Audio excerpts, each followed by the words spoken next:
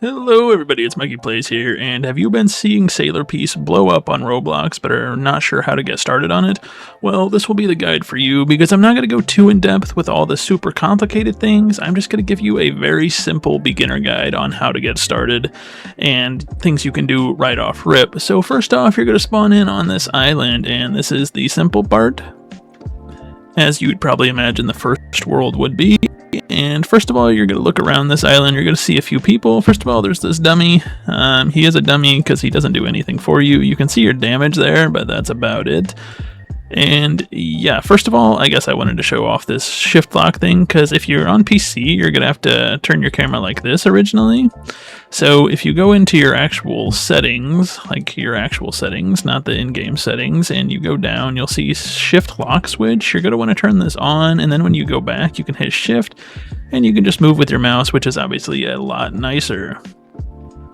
But the main thing you're going to want to be doing right off rip is you're going to want to go to this guy over here. He will give you a quest for level 0 through 99. Also, if you hit this compass over here, it'll tell you where you should be. Obviously, I'm level 3000 plus, so I'm not supposed to be here, but it shows my marker right here. For you, it'll show right here because this is your level range.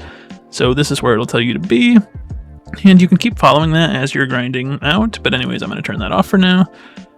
And yeah, that compass is actually just super nice to figure out where you're supposed to be and what you're supposed to be doing. But anyways, you're going to accept his quest, and you will see defeat the thieves terrorizing the area. And right now you're only going to have your melee. So you're just going to run up to them and left click. And yeah, you can see I'm one-hitting, but you probably expect that from a level 3000. But actually I have my stats set to where you could do it as well.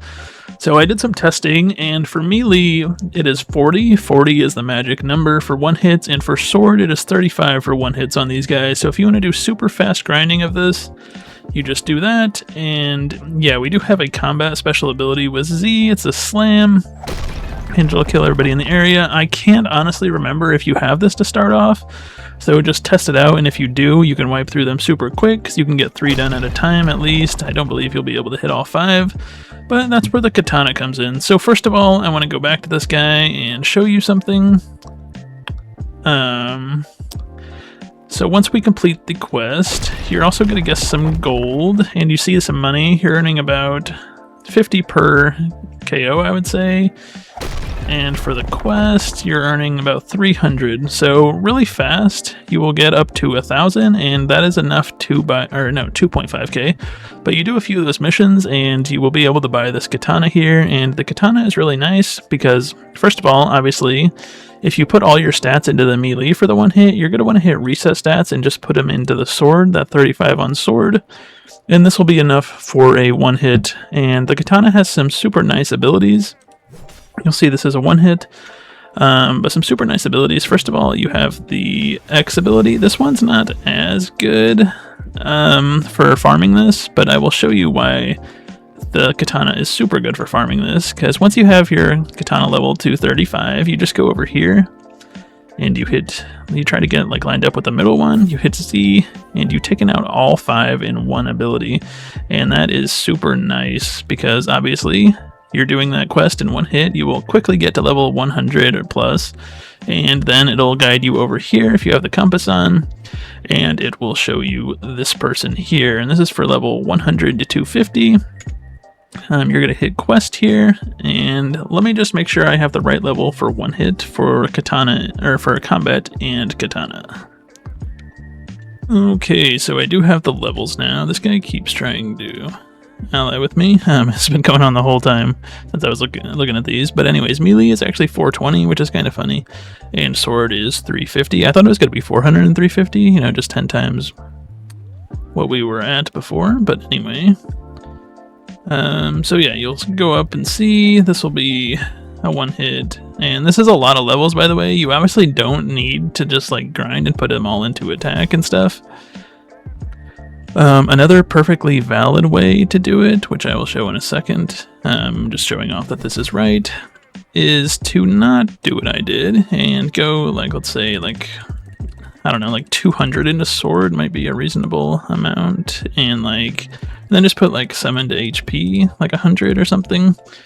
And either way, it doesn't matter. Even if you have low health and you put it all into attack, you can hit him from clear over here, And even this ability at 200 actually does the job. But anyways, you can go clear over here and just swipe with this. But now I'm kind of curious what this ability range is. That way you could just sit over here and he won't even attack you. Like even if he was surviving, he wouldn't attack you. I guess I can show that real quick.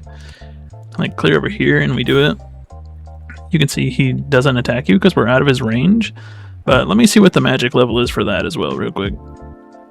Okay, so the magic level is actually 150 for this, for a one hit with this ability, and you can do it from clear over here, and then you can just like accept the quest and just stand by her. I think this will reach, maybe you have to just go a little bit forward, but let's just see. No, you can stay right next to her and keep accepting the quest, and then by the time your ability actually respawns, you can just let it go, and it'll like pair up with the time he respawns, which is really nice and a really easy way to farm this area.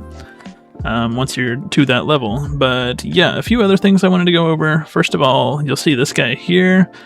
He doesn't really do anything unless you're in a group, which I am not, maybe you are, but for me, this is pretty much useless as I play solo.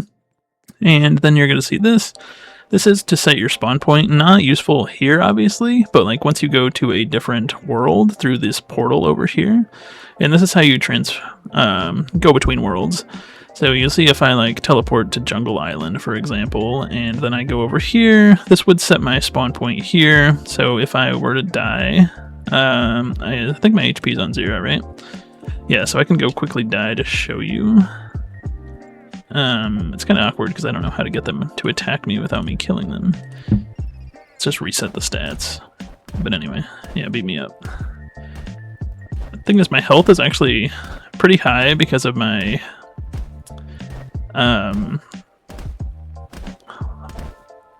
my character, which I will show in a second, but you'll see it now. It'll spawn me here. That is just all I was going to show, and then of course I said this, but these portals are how you transport between worlds. We're not going to go over everything, but is there anything else I really want to get into in this? Because like obviously there's artifacts and stuff that's not really needed right now. Enchanting blessings, that's not really needed to talk about right now, because right now you're just grinding through like these first 3 levels, right? So let me think. Alright, let's go ahead and go to Sailor Island, and I will talk about the inventory stuff, some stat stuff, and yeah, what you can get at the Sailor Island. So you'll see it says your starting grounds on that portal, but basically it's a PvP off thing, and yeah, there's a shop over there, there's Ascension right there, and over here real quick is the boss rush people. Boss rush upgrades and stuff like that. We're not going to be talking about that yet. That gets a little more advanced. And over here is occasionally a boss that spawns. Anyways, we're not going to be talking about that. We're just going to be going over everything. So right here is storage.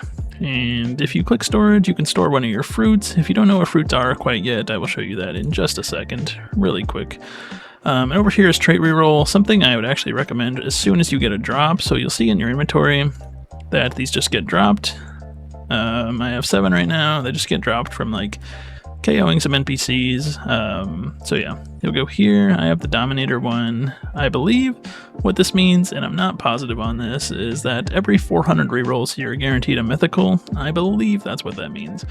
But I could reroll it, but I kind of like mine right now, so I'm not going to do that. I will show you what this does as well in a sec. That way you're not confused about it.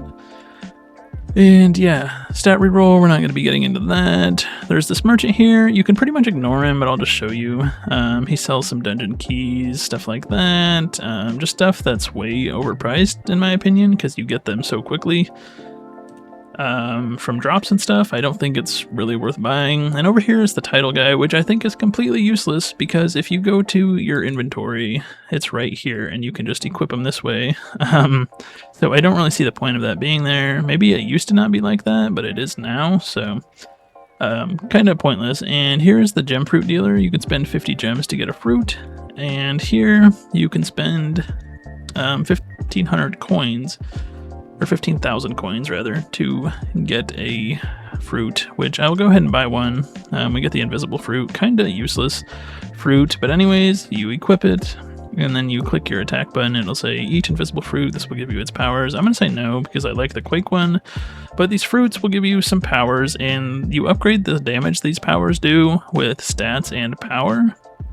So if I put it all into power, I would be doing a lot of damage, and yeah, you can kind of see the 3 abilities, and this one's the coolest for sure. This quake ability, it like floods the area and it does so much damage to like everybody around. You're even hitting people that I don't know who I'm hitting. So I just thought that's pretty cool. But yeah, that's basically it as far as over here goes. Quickly, I will go through the stat stuff, because there's stuff over here, and you'll see these are just the weapons, nothing to really talk about here. But for race, we have the vampire race, so we get plus 5% lifesteal, which I really, really like. Plus 30% max HP, plus 25% damage. You'll start off as human, but once again, if you go into your inventory, you will get race rerolls dropped. You can see how many I have, right? So I could just keep rerolling and hope for a better one, but I'm going to leave... you know what, let's just reroll one so you can see. You'll see we went back to human race, unfortunate. Got fishman race. But yeah, it'll give you like a kind of hint on if it's good or not based on the color, right? So you don't have to like guess if it's good or not. Keep re-rolling, see if we can get a good one. Because now I'm invested. Mink race. Don't even know what that is. Can I like do like 5? I probably could. Let's just go through all of them. Why not? You'll see how good this is. But obviously, okay, we'll just stop it at Orc Race, because then we can look what this one does compared to the one I had. Orc Race is plus 20% max HP, plus 15% damage, so not as good as the one I had, but just wanted to show that for the sake of showing it. Also, like I said, the trait reroll, to reroll your trait. I believe you do have to go to this guy to do it, so not you. I think you do have to actually go to this guy to do it, but once you get one, like I said, I would recommend doing it just to get the extra boost. You can see that right now I have the Dominator one, which is 1.5 times damage, 1.45 times defense, and you also see this Vampire King showing up. He is over here. Obviously, we're not going to stand a chance because I have nothing into HP, but I can just use an ability on him because why not? But yeah, you'll see I just die right away. I also dropped the fruit, which is something I wanted to show. Perfect, you'll see the fruit is gone, but let's go ahead and talk about the settings now. I think I went through all this, right? Oh yeah, rune, you're not going to worry about that right now, and clan rerolls are actually quite hard to get. You'll see I only have one and I haven't used it yet. Personal preference, and oh yeah, the chest, I wanted to go over those. So common chests pretty much only drop coins and gems, and I believe there's a rare chest, can drop some things like hockey color rerolls, and epic chests usually drop like trait rerolls or race rerolls. You'll see here we get a trait reroll. I will take it. And yeah, reroll our race. Oh, demon race, let's see what it does. Demon race plus 20% sprint speed, plus 35% max HP, plus 30% damage, so really nice. Glad to get that. But anyways, we're gonna go to Snow Island because there's 2 more things I wanted to show off real quick.